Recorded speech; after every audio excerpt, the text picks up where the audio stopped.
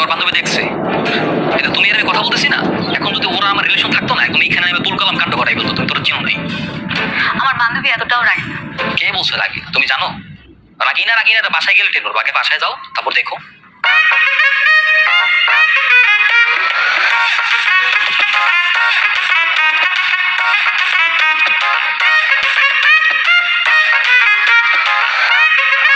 নদী, তুই কি আমার উপর রাগ করেছিস?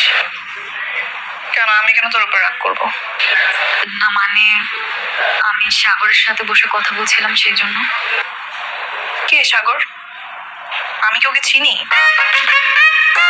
ওর সাথে আমার ব্রেকআপ হয়েছে, তার মানে ওর সাথে আমার সম্পূর্ণ সম্পর্কই শেষ। এখন ও কার সাথে কথা বললো না বললো তাতে আমার কিছুই যায় আসে না। জাহান্নামে যাক। I don't care about this. দেখ দোস্ত, তোরা দুইজনই আমার ফ্রেন্ড। সাগর আমার ফ্রেন্ড ঠিকই, কিন্তু তুই আমার বেস্ট ফ্রেন্ড।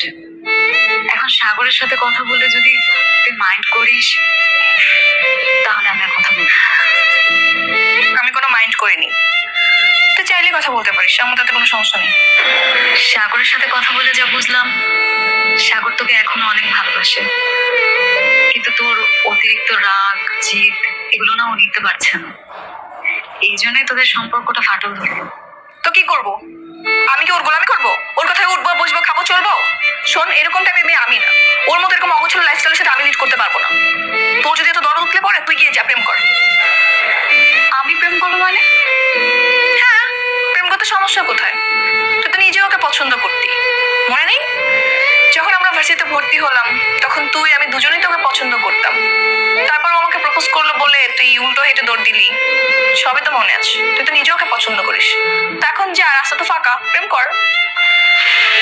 দেখ নদী, আমি আমার বেস্ট ফ্রেন্ডের এক্স বয়ফ্রেন্ডের সাথে প্রেম করব, এতটা খারাপ মেয়েও নেই। শোন, আমি একটা প্র্যাকটিক্যাল মেয়ে। তুই প্রেম না করলে ও ঠিকই অন্য কোনো মেয়ের সাথে প্রেম করবে।